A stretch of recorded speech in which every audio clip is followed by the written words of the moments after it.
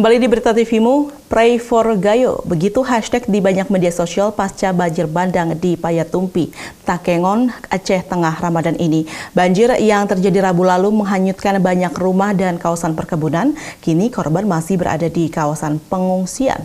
Banjir bandang Payatumpi merupakan sebab dari rusaknya lingkungan di kawasan tangkapan hujan di atasnya. Kepala Dinas Lingkungan Hidup dan Kehutanan Aceh Syahrial selengkapnya.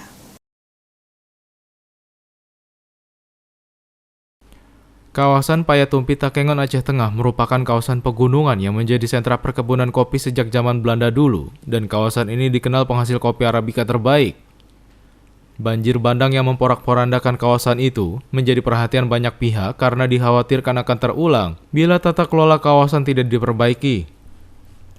Kepala Dinas Lingkungan Hidup dan Kehutanan Provinsi Aceh Syahrial menyebutkan, musibah banjir bandang Payatumpi harus menjadi perhatian semua pihak, khususnya untuk rehabilitasi kawasan tangkapan hujan yang rusak akibat tumbuhnya bangunan permanen, jalan baru, dan semakin berkurangnya resapan air. Jurnalis TVmu Aceh Agus Nedi Budaya melakukan wawancara khusus dengan Kepala Dinas Lingkungan Hidup dan Kehutanan Aceh.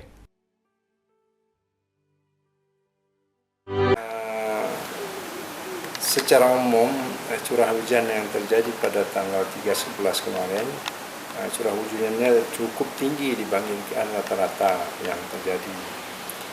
Kalau kita lihat perilaku alur sungai yang mulai dari yang kejadian kemarin dari Payatumpi sampai ke tepi atas sampai Payatumpi bawah, sungai ini kalau pada musim hari-hari biasa airnya sangat kecil.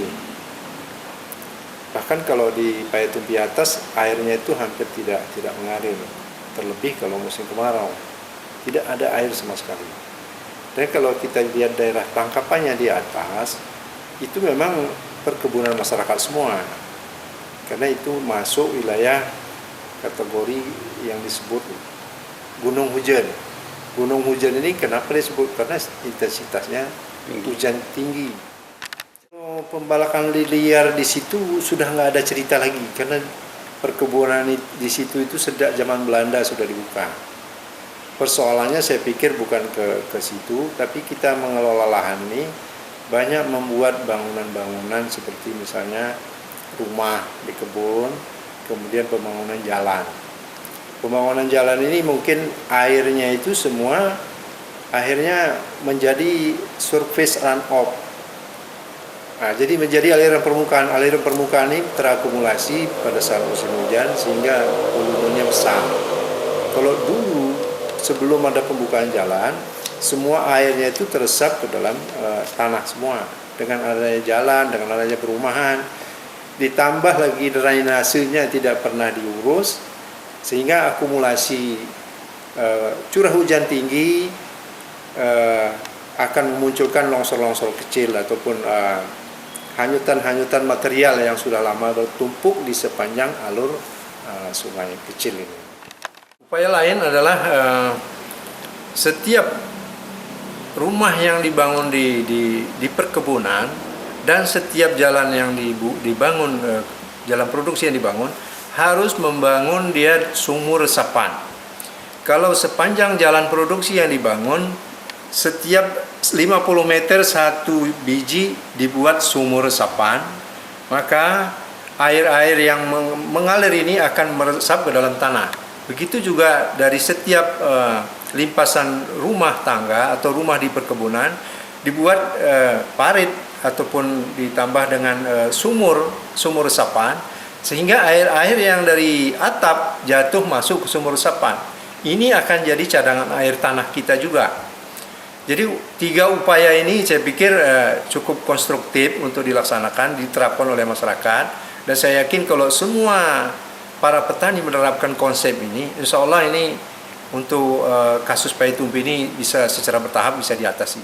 Karena upaya pemerintah terutama adalah upaya meningkatkan vegetasi tanaman keras melalui program penghijauan lingkungan. Dan untuk kegiatan ini masyarakat bisa meminta ataupun memohon bibit tanaman kehutanan kepada Dinas Kehutanan, Dinas Lingkungan Hidup dan Kehutanan, atau bisa langsung ke Balai Pengelola Das Kerung Aceh di Banda Aceh. Ini bibit apa yang dibutuhkan sesuai dengan kebutuhan daerah masing-masing akan dibantu oleh BPDAS ini. Saya kira itu.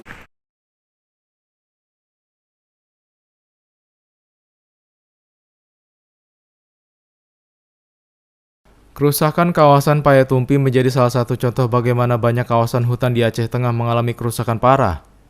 Penggarap liar yang masih dibiarkan membuat kawasan hutan untuk perkebunan harus menjadi perhatian serius aparat dengan menyeret mereka ke proses hukum, tanpa itu duka gayo akan terulang.